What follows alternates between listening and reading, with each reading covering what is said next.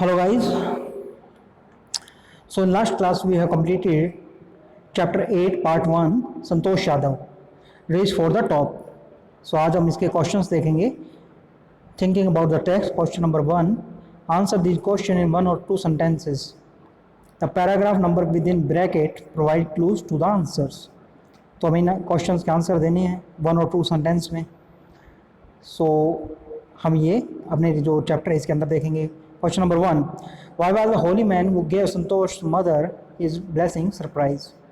जो साधु था, जो होली मैन था, जब वो संतोष की मदर को ब्लेसिंग दे रहा था तो वो सरप्राइज क्यों हो गया था. ये हमारे पहले नंबर का जो पैराग्राफ है उसमें देखा है हमने.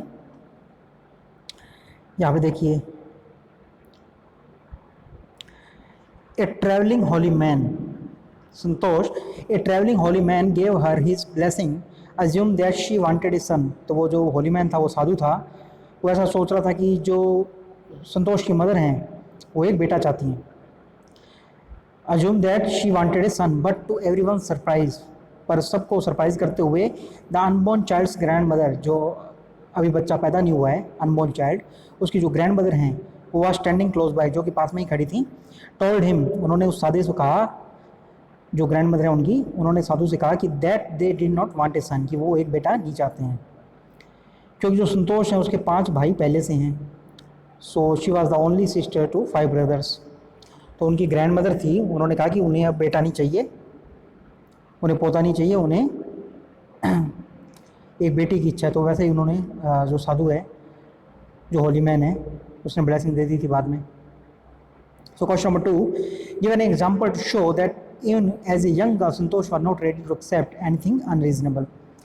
तो संतोष थी, वो कोई कुछ भी अनरीजनेबल एक्सेप्ट नहीं करने के लिए रेडी नहीं थी, यानी कुछ भी गलत हो उसके. तो ये इसका एग्जांपल हमें मिलता है कि अब पैराग्राफ नंबर 2 में देखिए आप, वे other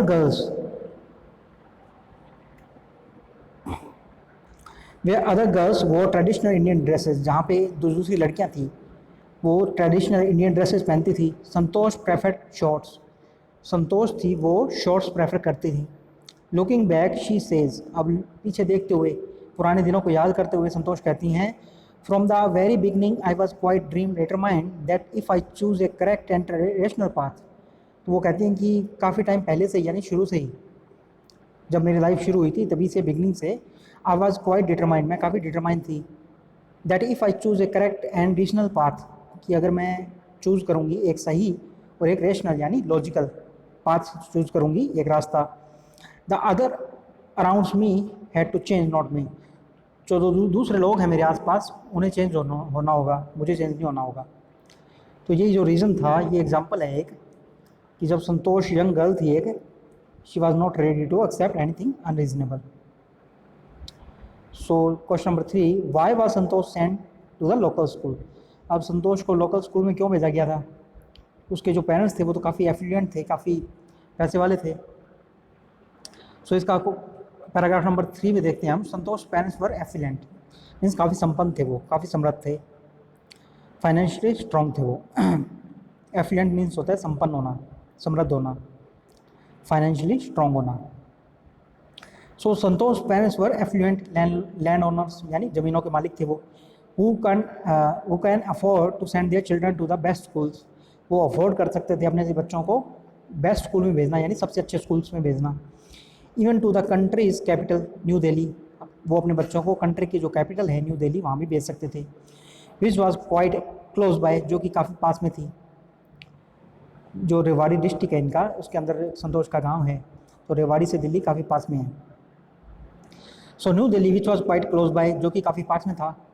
but in line with the prevailing custom in the family, क्योंकि परिवार में जो कस्टम होते थे, जो रीति रिवाज थे उनके परिवार में जो चले आ रहे थे, Santosh had to make to do with the local village school.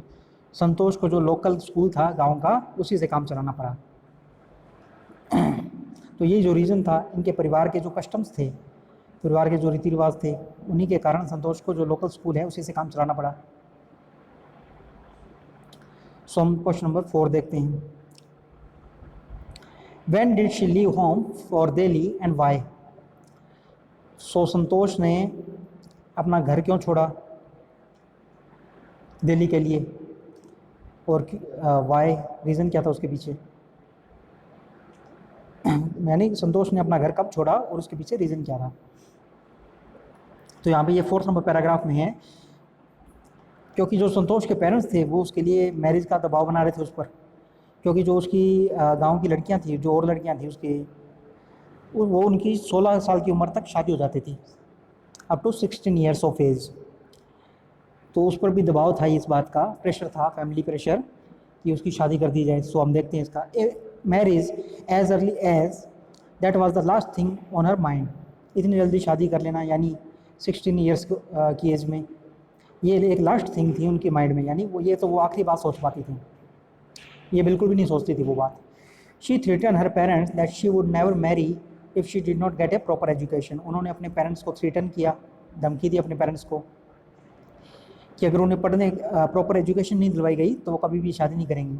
She left home and got herself enrolled in A school इन दिल्ली। तो इसलिए उन्होंने अपने आप को घर छोड़ दिया था और उन्होंने दिल्ली के एक स्कूल के अंदर अपने आप को एनरोल कर दिया था। ये रीज़न था उनका कि जो पेरेंट्स थे उनके, वो उन पर शादी का दबाव बना रहे थे, वेडिंग का, मैरिज का। सो क्वेश्चन नंबर 5 देखते हैं हम। Why did Santosh parents agree to pay for her schooling in Delhi. Santosh के जो पेरेंट्स थे वो उनकी जो स्कूल की फ़ीस थी उसको पेमेंट करने के लिए क्यों रेडी हो गए थे। What mental quality of Santosh are brought in to light by this incident. तो इस इंसिडेंट से कौन सी जो संतोष की मेंटल क्वालिटी है, यानी उसकी कौन सी एक खूबी है, क्वालिटी, कौन सा गुण है संतोष का जिसको पता चलता है। तो ये भी पैराग्राफ 4 में है। तो जब संतोष ने घर छोड़ दिया था और अपने आप को स्कूल के, दिल्ली के एक स्कूल के अंदर एनरोल कर लिया था, एडमिशन करवा लिया था। व्हेन हर पेरेंट्स रिफ्यूज, यहाँ से देखिए आप, when her parents refuse to pay for her education. जब उनके पेरेंट्स ने, जो संतोष के मदर और जिनकी फैमिली थी, उन्होंने रिफ्यूज़ कर दिया पे फॉर हर एजुकेशन, उनकी जो एजुकेशन की फ़ीस है उसको पेमेंट करने के लिए। शी पोलाइटली इन्फॉर्म, तो यहाँ से ये उनकी क्वालिटी है एक, शी पोलाइटली इन्फॉर्म, उन्होंने बिल्कुल प्यार से या आराम से इन्फॉर्म किया अपनी फैमिली को, of our plan to earn money, अपना जो पैसे कमाने का प्लान था, बाय वर्किंग पार्ट टाइम, यानी वो पार्ट टाइम काम करेंगी, दिन के अंदर कुछ घंटे काम करना, वो पार्ट टाइम जॉब होता है। तो उन्होंने कहा कि मैं कुछ घंटे दिन में काम करूँगी, पार्ट टाइम जॉब करूँगी, वर्किंग पार्ट टाइम, टू पे हर स्कूल फी, और स्कूल की जो फ़ी है वो उससे जो सैलरी मिलेगी उससे पेमेंट करूँगी। हर parents then agreed to pay for her education. तो उनके पेरेंट्स ने, संतोष के पेरेंट्स ने उनकी ये क्वालिटी देखी और उनकी जो फीस थी उसको पेमेंट करने के लिए वो रेडी हो गए। तो यही क्वालिटी थी जो संतोष के पेरेंट्स ने उनके अंदर देखी थी। सो हम नेक्स्ट क्वेश्चन देखते हैं इसका। Answer each of this question in short paragraph about 30 words. ये 30 वर्ड्स में देने आपको इनके answer. How did Santosh begin to climb mountains. अब संतोष ने माउंटेन पे क्लाइंब करना कैसे शुरू किया। तो ये हमने चैप्टर के मिडिल में पढ़ा है कि जब संतोष थी वो कस्तूरबा हॉस्टल में थी, तो उन्होंने देखा कि उनके जो रूम के सामने अरावली जो हिल्स हैं वहाँ पे कुछ लोग हैं, वो ऊपर जाते हैं और वहाँ पे खो जाते हैं, वापस नहीं आते हैं। तो उन्होंने एक दिन डिसाइड किया कि वो जाके खुद देखेंगी, और जब वो वहाँ गई तो उन्होंने देखा कि वो माउंटेन क्लाइंबर्स हैं, वो पर्वतारोही। तो इस तरीके से उन्होंने शुरू किया था। So when Santosh join the Maharshi college in Jaipur, जब उन्होंने महर्षि कॉलेज जयपुर के अंदर ज्वाइन किया, ये हम यहाँ पे देख सकते हैं, she got a room in Kasturba hostel, उन्होंने एक रूम लिया कस्तूरबा हॉस्टल के अंदर। ये पैराग्राफ नंबर 5 में है। So she joined Maharishi College and got a room in Kasturba hostel. उन्होंने कस्तूरबा हॉस्टल के अंदर एक रूम लिया। Santosh remembers Kasturba hostel face the Aravalli hills. Santosh याद करती हैं कि जो कस्तूरबा हॉस्टल था उसका फेस था वो अरावली हिल्स की तरफ था। I use to watch villagers from my room, मैं अक्सर जो विलेजर्स हैं यानी गाँव के जो लोग हैं उनको अपने रूम से देखा करती थी। Going up the hill and suddenly vanish after a while, वो पहाड़ी पर ऊपर जाते थे और अचानक से गायब हो जाते थे। वैनिश हो जाना मतलब गायब हो जाना। One day I decided to check it out myself, एक दिन मैंने डिसाइड किया कि मैं खुद जाऊँगी और वहाँ पे इसको चेक इट आउट करूँगी। चेक इट आउट होता है फाइंड आउट करना, सत्य का पता लगाना, the truth. I found nobody except a few mountaineers, मैंने वहाँ देखा कि वहाँ और भी कोई नहीं है सिर्फ कुछ माउंटेनियर्स हैं, यानी कुछ जो पहाड़ पर चढ़ाई करने वाले माउंटेनियर्स, पर्वतारोही होते हैं, वो हैं। I asked if I could join them, मैंने उनसे पूछा कि क्या मैं उनको ज्वाइन कर सकती हूँ। टू माई प्लेजेंट सरप्राइज, और मुझे काफ़ी एक अच्छा सरप्राइज मिला। They answered in the affirmative, affirmative means होता है पॉजिटिव, तो उन्होंने पॉजिटिवली रिस्पॉन्स दिया। And motivated me to take the climbing, और मुझे प्रोत्साहित किया, मोटिवेटेड किया कि मैं भी उनके साथ क्लाइंबिंग करूं। तो ये जो इंसिडेंट था, how did Santosh begin to climb mountains, तो इस तरीके से संतोष ने पहाड़ियों पर चढ़ना शुरू किया था। Question number 2, what incidents during the Everest expedition show Santosh concern for her teammates. तो जो एवरेस्ट का एक्सपीडिशन हुआ था, यानी जो एक काफ़ी एक्सपीडिशन होता है, काफ़ी एक जो टफ टास्क होती है, यानी जो एक डिफ़िकल्ट असाइनमेंट होता है, तो उसे एक्सपीडिशन कहते हैं। सो उसके दिन संतोष की कौन सी बात थी जो कंसर्न फॉर टीममेट्स, जिससे पता चलता है कि संतोष थी वो अपने टीममेट्स के साथ काफ़ी कंसर्न थी उनके लिए। तो ये पैराग्राफ 8 में देखते हैं आप। ड्यूरिंग द 1992 एवरेस्ट मिशन, 1992 में जो एवरेस्ट मिशन हुआ था, Santosh Yadav provide special care to a climber, Santosh Yadav ने एक क्लाइंबर की स्पेशल केयर की थी। वो lay dying at the South Col, जो कि साउथ कॉल में लेटा हुआ था मरते हुए। तो साउथ कॉल है वो एक जो खाई होती है जो पहाड़ियों के बीच में होती है, तो उसे कॉल कहते हैं। एक दर्रा होता है जिसे कहते हैं, खाई कहते हैं।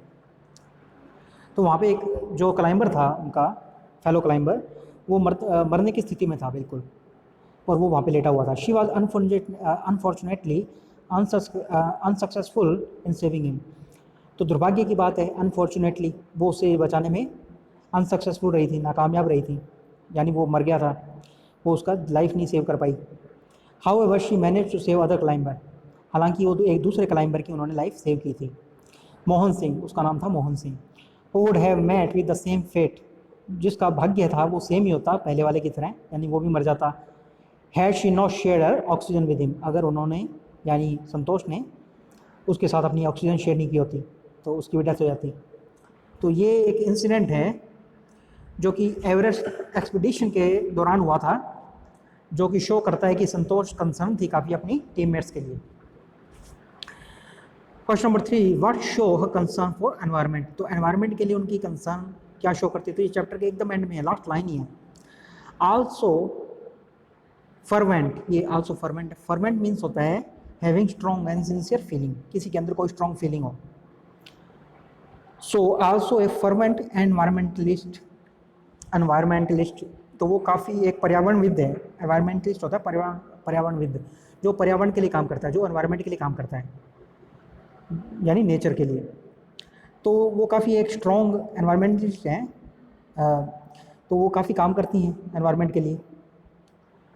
संतोष collected and bought down 500 kgs of garbage from the Himalayas, Santosh Himalayas से नीचे लेकर आए हैं 500 किलोग्राम्स ऑफ गार्बेज, जो कूड़ा कचरा जो माउंट एवरेस्ट की जो चढ़ाई है उसके दौरान हिमालयाज पर छूट जाता है, वो उसे नीचे लेके आए हैं 500 kgs।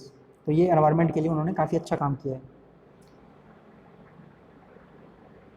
So this show her concern for the environment, तो ये जो काम उन्होंने किया था ये शो करता है कि उनकी कंसर्न है काफ़ी एनवायरनमेंट के लिए। Question number 4, how does she describe her feeling at the summit of the Everest, तो अपनी जो एवरेस्ट समिट है उसके अंदर अपनी फीलिंग्स है वो कैसे डिस्क्राइब करती हैं।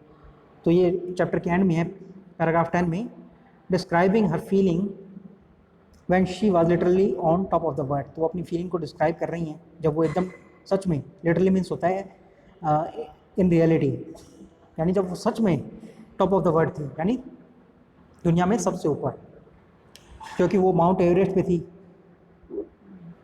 और माउंट एवरेस्ट है वो सबसे ऊंची जगह है इस दुनिया के अंदर, तो वो लिटरली वहाँ पे थी, वो सच में वहाँ पे थी इन रियलिटी। संतोष है सैड, संतोष ने कहा था, it took some time for the enormity of the moment to sink in, कि जो इतनी ग्रेटनेस है उस मोमेंट की, यानी उस क्षण की जो ग्रेटनेस है, इनॉर्मिटी होता है ग्रेटनेस, काफ़ी भव्यता उसकी, ग्रैंडनेस। टू सिंक इन, तो उसको जाने में कुछ टाइम लगता है, उसको डूबने में कुछ टाइम लगता है। सिंक इन यानी टू अंडरस्टैंड, उसको समझने में, डीपली समझने में, by heart. Then I unfurled the Indian tricolour, फिर मैंने अनफॉल किया, मैंने जो इंडियन ट्राई कलर है यानी भारतीय का जो तिरंगा है उसे मैंने फहराया वहाँ पे। अनफॉल करना मतलब फहराना। Hoist and held it afloat, और उसे ऊंचा उठाया। अफ्लोट होता है ऊंचा उठाना, होइस्ट करना। On the roof of the world, जो दुनिया की छत है वहाँ पे, क्योंकि जो माउंट एवरेस्ट है उसे दुनिया की छत भी कहती हैं, रूफ ऑफ द वर्ल्ड भी कहते हैं, क्योंकि वो सबसे ऊंचाई पर है। द फीलिंग इज़ इनडिस्क्राइबेबल, तो जो फीलिंग है वो इनडिस्क्राइबेबल थी, यानी उसको बता नहीं सकते, उसको डिस्क्राइब नहीं कर सकते, उसका वर्णन नहीं कर सकते। The Indian flag was flying on top of the world, जो इंडियन का फ्लैग था, जो भारत का तिरंगा था, वो सारी दुनिया के ऊपर फहरा रहा था। It was truly a spiritual moment, ये सच में एक स्पिरिचुअल मीन्स होता है डिवाइन, एक काफ़ी पवित्र, जो स्पिरिचुअलिटी से जुड़ा हो, यानी ईश्वर से जुड़ा हुआ हो, वो एक मोमेंट था। I felt proud as an Indian, मैंने एक इंडियन के रूप में काफ़ी प्राउड फील किया। Question number 5, Santosh Yadav got into the records book both time. अब जो संतोष यादव थी उन्होंने बोथ टाइम यानी दोनों बार रिकॉर्ड बुक में अपना नाम दर्ज कर लिया था।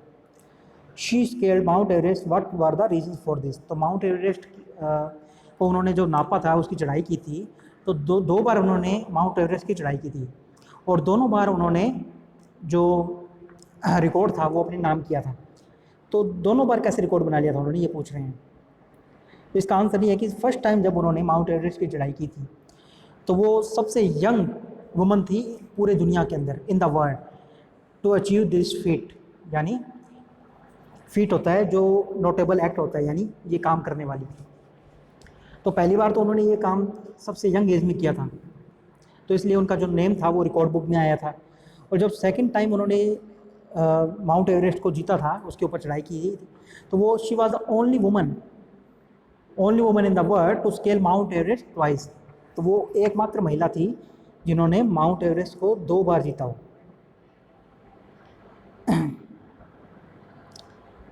सो ये रीज़न था इनका, ये हम सेकंड टाइम देखें। She then scale the Mount Everest second time, और उस बार उन्होंने जब इंडो नेपाल जो वुमेंस एक्सपीडिशन था, she then scale the Mount Everest second time, उन्होंने दूसरी बार माउंट एवरेस्ट को फतेह किया था, जीता था उसको। The setting a record as the only woman to have scaled the Mount Everest twice, तो उन्होंने रिकॉर्ड सेट किया था, वो एकमात्र महिला बन गई थी पूरी दुनिया के अंदर जिन्होंने माउंट एवरेस्ट को 2 बार नापा हो, यानी 2 बार उसके ऊपर चढ़ाई की हो, चोटी पर पहुंची हो। And securing for her self and India a unique palace in the island of mountaineering, और उन्होंने अपने लिए और इंडिया के लिए एक यूनिक पैलेस बना लिया था जो रिकॉर्ड बुक्स होते हैं उनके अंदर, तो इसके लिए उनको प्राइज़ भी मिला था। In recognition of her achievements the Indian government bestowed upon her one of the nation's top honours the Padmashri, और इसके लिए इंडियन गवर्नमेंट ने उन्हें पद्मश्री पुरस्कार भी दिया था। तो फर्स्ट टाइम ये 2 बार था, both times.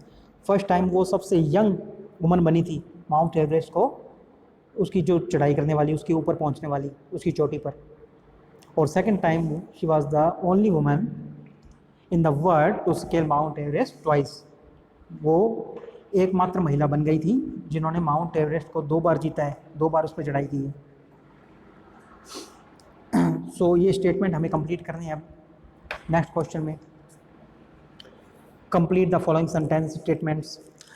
From her room in Kasturba hostel Santosh Santosh क्या करती थी, Santosh use to watch villagers going up the hill and suddenly vanishing after a while, ये हमने अभी पढ़ा था कि जो उनके कस्तूरबा हॉस्टल का रूम था वो एक जो अरावली हिल्स है उसके सामने था, उसके फेस अरावली हिल्स की तरफ था। तो संतोष वहाँ पे देखा करती थी कि जो कुछ लोग हैं यानी विलेजर्स हैं गांव वाले, वो ऊपर पहाड़ पर जाते हैं और वहाँ पे वैनिश हो जाते हैं यानी गायब हो जाते हैं। So she used to watch villagers going up the hill suddenly vanishing after a while, तो ये सब देखा करती थी वो। When she finished college, Santosh had to write a letter of apology to her father because, तो जब उन्होंने कॉलेज फिनिश किया था तो उन्हें अपने फादर को एक अपॉलोजी लेटर लिखना पड़ा था, एक माफ़ीनामा लिखना पड़ा था। इसका रीज़न क्या था? Because she had got herself enrolled at an institute in Uttarkashi, तो उन्होंने उत्तरकाशी एक इंस्टीट्यूट के अंदर अपना एडमिशन करवा लिया था, अपना एनरोल करवा लिया था विदाउट हिज परमिशन, उनकी परमिशन के बिना, अपनी फैमिली की, अपने फादर की परमिशन के बिना। सो इसके लिए उन्होंने एक अपॉलोजी लेटर लिखा था। एक माफ़ीनामा लिखा था। During the Everest expedition his seniors in the team admired her. तो सीनियर थे उनके, उन्होंने क्यों एडमायर किया था? फॉर हर क्लाइंबिंग स्किल्स, उनकी जो क्लाइंबिंग स्किल्स थी, यानी उनका जो हुनर था ऊपर चढ़ने की, जो उनके टैलेंट था, उसके लिए उनके जो सीनियर्स थे वो उन्हें काफ़ी एडमायर करते थे। फिज़िकल फिटनेस के लिए, क्योंकि उनकी जो फिज़िकल फिटनेस थी वो काफ़ी फिट थी। एंड मेंटल स्ट्रेंथ, और उनकी जो मेंटल स्ट्रेंथ थी इन सब चीज़ों के लिए, यानी वो मानसिक रूप से काफ़ी स्ट्रॉन्ग थी वो। While a concern for others, तो इस बात के लिए वाइल, तो अब दूसरे थे जो, while her concern for others, दूसरे लोगों के लिए उनकी जो कंसर्न थी, and desire to work together with them, और उनके दूसरों के लोगों के साथ काम करने की जो उनकी एक डिज़ायर थी, इसके लिए endeared her to fellow climbers, जो उनके फेलो क्लाइंबर्स थे, यानी उनके जो कलीग्स थे, उनके साथ काम करने वाले थे, उनके साथ जो माउंटेनियरिंग करने वाले थे, वो लोग उन्हें काफ़ी पसंद करते थे। Question number 4, pick out words from text that mean the same as the following words और expressions, look in the paragraph indicated. So took to be true without proof, सच मान लेना किस बात को बिना प्रूफ के, तो इसका आंसर होता है एज्यूम्ड। ये पैराग्राफ 1 में दिया गया है, ये पैराग्राफ 1 में हम देखते हैं।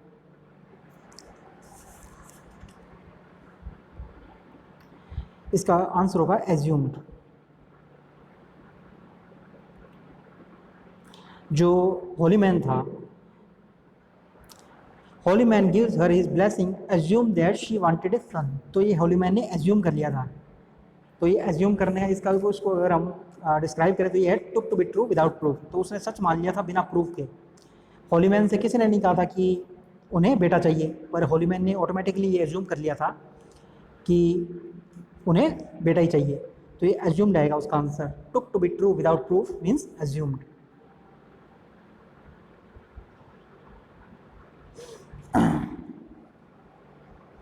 सो इसका सेकंड देखते हैं हम। Based on reason, sensible, reasonable, तो जो रीजन पे बेस्ड हो, सेंसिबल हो और रीजनेबल हो, यानी तार्किक हो, तो इसका रेशनल हो, तो इसका रेशनल आएगा। ये पैराग्राफ 2 में है। पैराग्राफ 2 में आप देखिए तो आपको ये रेशनल मिल जाएगा word.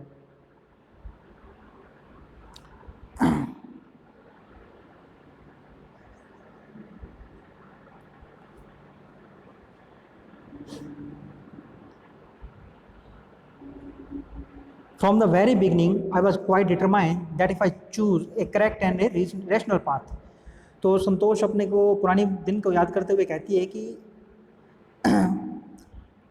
If I choose A correct and rational path, कि अगर मैं एक करेक्ट यानी सही and a rational path, rational path होता है लॉजिकल, यानी कोई इरलॉजिकल या बिल्कुल भी ऐसे ही कोई पाथ चूज कर लेना नहीं, रेशनल पाथ एक लॉजिकल थिंकिंग के साथ में।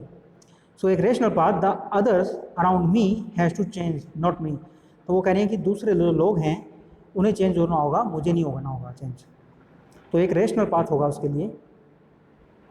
सो answer in question number 2, based on reason, sensible, reasonable, तो इसका आंसर है rational. The usual way, question number 3, the usual way of doing things, तो एक जो the usual way of doing thing, जो पुराने तरीके से, यानी जो काम लोग किया करते हैं लगातार, वो काम करने का तरीका, उसे हम क्या कहते हैं? उसे हम कस्टम कहते हैं। कस्टम होते हैं रीति रिवाज पुराने तरीके से, यानी एक काम करने का बेसिक तरीका जो समाज अपनाता है, जो सोसाइटी अपनाती है। सो ये हमें इसके अंदर क्वेश्चन नंबर 3 में custom. But in the line with the prevailing custom, तो जो रीति रिवाज चले आ रहे थे इन द फैमिली, घर के अंदर, Santosh had to make to do with the local village school, Santosh को जो लोकल स्कूल था गांव का, उसी से काम चलाना पड़ा, तो इसका आंसर होगा 3 का कस्टम। कस्टम मीन्स होता है रीति रिवाज, जो कस्टम चले आ रहे होते हैं। The usual way of doing thing means custom. A strong desire rising from with in, एक स्ट्रॉन्ग डिज़ायर जो अंदर से आती है, अपने हार्ट से, अपने दिल से। सो इसका पैराग्राफ 5 के अंदर आंसर है, इसका मीन्स होता है अर्ज। सो पैराग्राफ 5 में हम देखते हैं ए स्ट्रॉन्ग डिज़ायर